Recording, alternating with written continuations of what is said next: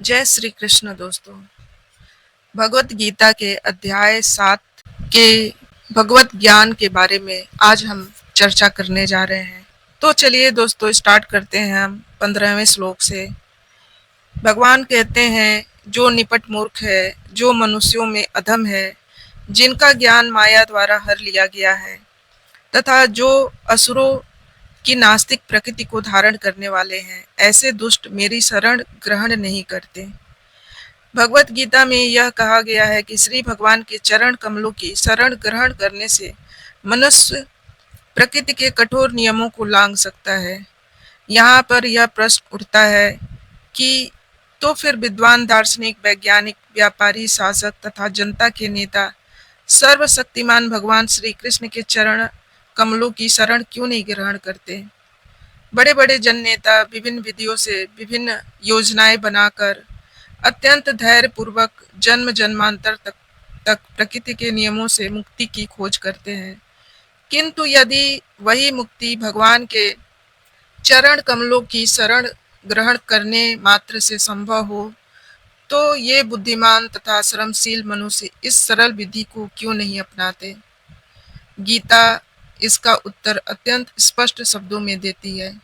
समाज के वास्तविक विद्वान नेता तथा उनके पश्चात माधवाचार्य, रामानुजाचार्य, श्री चैतन्य तथा बहुत से अन्य श्रद्धावान दार्शनिक, राजनीतिज्ञ, शिक्षक, विज्ञानी आदि हैं, जो सर्वशक्तिमान परम पुरुष के चरणों में शरण लेते हैं। किंतु जो लोग वास्तविक दार्शनिक, वैज्ञानिक, शिक्षक, प्रशासक आदि नहीं हैं, किंतु भौतिक लाभ के लिए ऐसा बनते हैं, वे परमेश्वर की योजना या पथ को स्वीकार नहीं करते।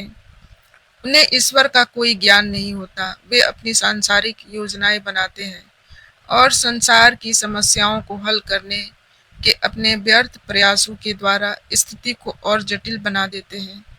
चूंकि भौतिक शक्ति इतनी बलवती है, इसलिए वह नास्तिकों की अवैध योजनाओं का प्रतिरोध करती है और योजना आयोगों के ज्ञान को ध्वस्त कर देती है। नास्तिक योजना निर्माताओं को यहाँ पर दुष्कृतिन कहा गया है, जिसका अर्थ है दुष्ट जन। नास्तिक योजना निर्माता कभी कभी अत्यंत बुद्धिमान और प्रतिभाशाली भी होता है, क्योंकि किसी भी विराट योजना के लिए, चाहे वह अच्छी हो या बुरी, बुद्धि की आवश्यकता होती है। लेकिन नास्तिक की बुद्धि का प्रयोग परमेश्वर की योजना का विरोध करने में होता है। इसलिए नास्तिक योजना निर्माता दुष्कृत कहलाता है, जिससे सूचित होता है कि उनकी बुद्धि तथा प्रयास उल्टी दिशा की ओर होते हैं। गीता में यह स्पष्ट कहा गया है कि भौतिक शक्ति परमेश्वर के पूर्ण निर्देशन में कार्य करती है। उसका कोई स्वतंत्र प्रभुत्व नहीं है। जिस प्रकार छाया पदार्थ का अनुसरण करती है, उसी प्रकार यह शक्ति भी कार्य करती है। तो भी यह भौतिक शक्ति अत्यंत प्रबल है और नास्तिक अपने अनिश्वरवादी स्वभाव के कारण यह नहीं जान सकता कि वह किस तरह कार्य करती है, न ही वह परमेश्वर की योजना को जान सकता है। मोह तथा रजो एवं तमो गुणों में रहकर उसकी योजनाएं उसी प्रकार ध्वस्त हो जाती हैं, जिस प्रकार भौतिक दृष्टि से विद्वान, वैज्ञानिक, दार्शनिक, शासक तथा शिक्षक होते हैं। शिक्षक होते हुए भी हिरण्यकशिपु तथा रावण की सारी योजनाएं ध्वस्त हो गई थी। दुष्ट 4 प्रकार के होते हैं। पहला है मूढ़।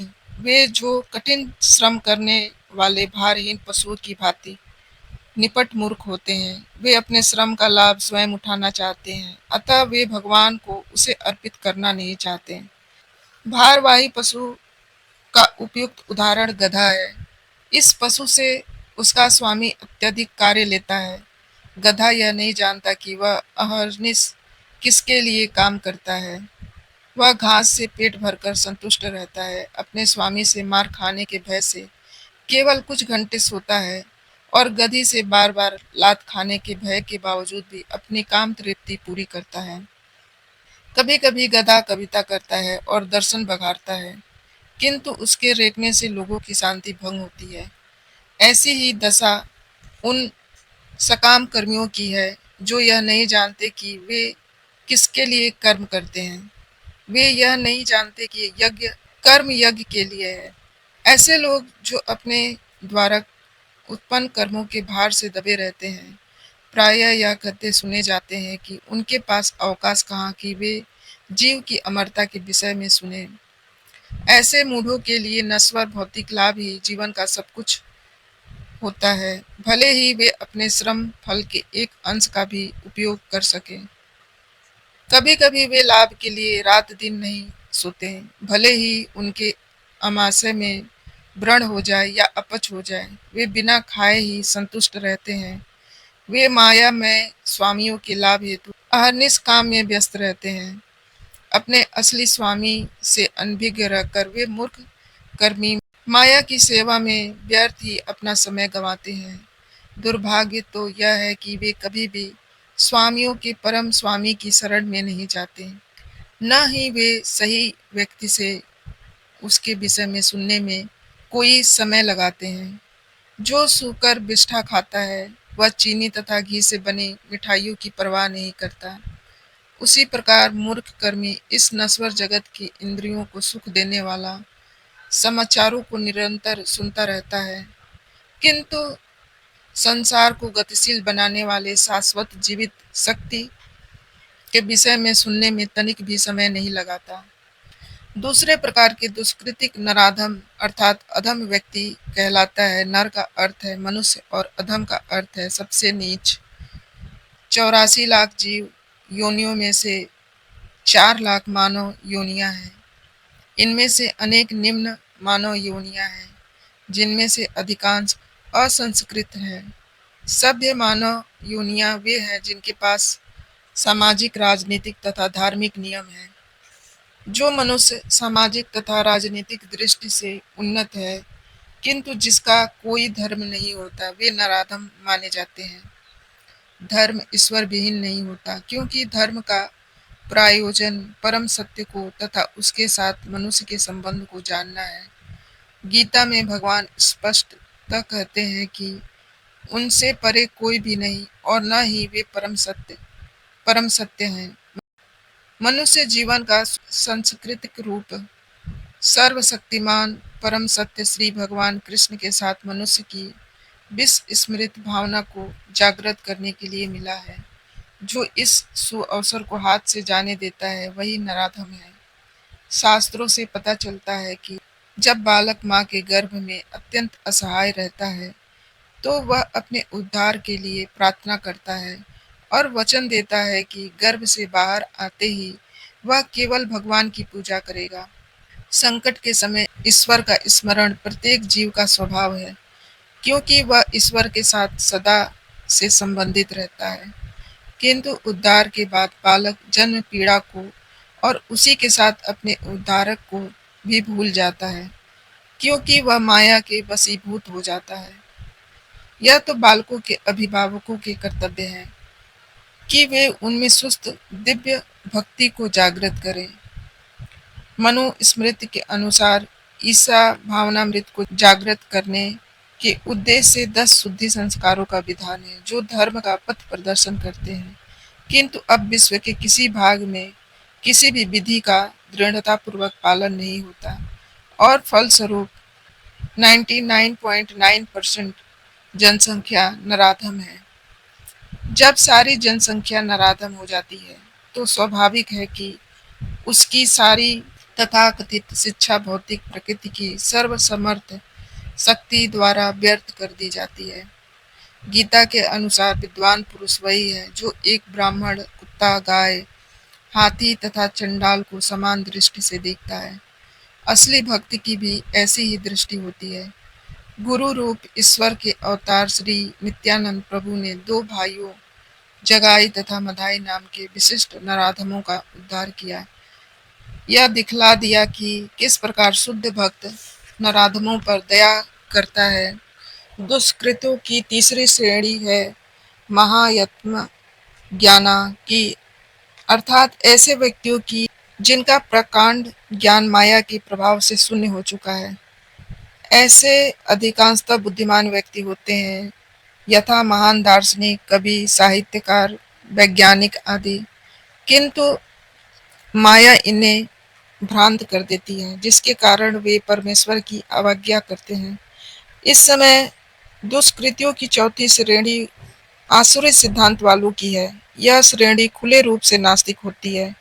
इनमें से कुछ तर्क करते हैं कि भगवान कभी भी इस संसार में अवतरित नहीं हो सकता, किंतु वे इसका ठोस प्रमाण नहीं बता पाते कि ऐसा क्यों नहीं हो सकता। कुछ ऐसे हैं जो परमेश्वर को निर्विशेष रूप के अधीन मानते हैं, यद्यपि गीता में इसका उल्टा बताया गया है। नास्तिक श्री भगवान के देश बस अपनी बुद्धि से कल्पित अनेक अवतारों को प्रस्तुत करते हैं।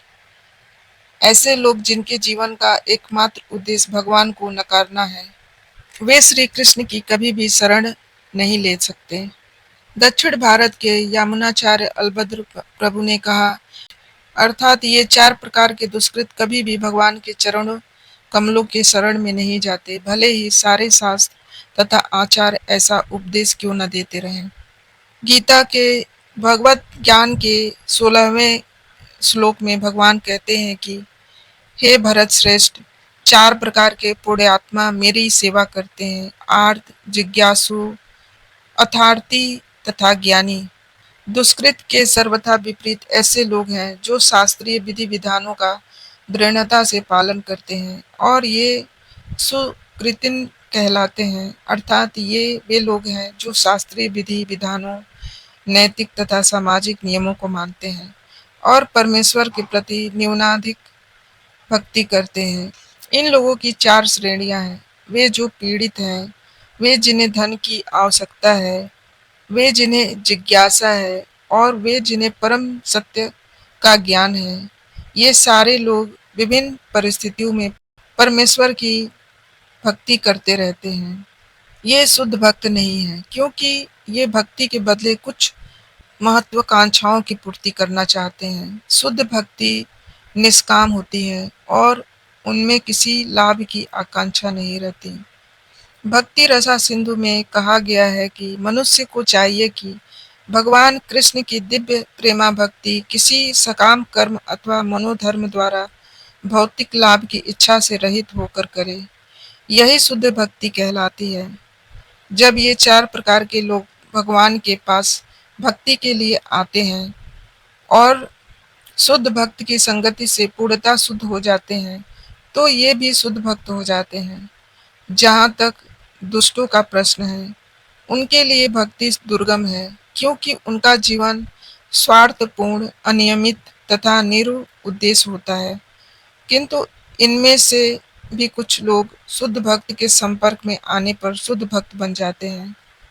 जो लोग सदैव सकाम कर्मों में व्यस्त रहते हैं, वे संकट के समय भगवान के पास आते हैं और तब वे शुद्ध भक्तों की संगति करते हैं तथा विपत्ति में भगवान के भक्त बन जाते हैं। जो लोग बिल्कुल हताश हैं, वे भी कभी कभी शुद्ध भक्तों की संगति करने आते हैं और ईश्वर के विषय में जानने की जिज्ञासा करते हैं। इसी प्रकार शुष्क चिंतक जब ज्ञान के प्रत्येक क्षेत्र में हताश हो जाते हैं, तो वे भी कभी कभी ईश्वर को जानना चाहते हैं और वे भगवान की भक्ति करने आते हैं।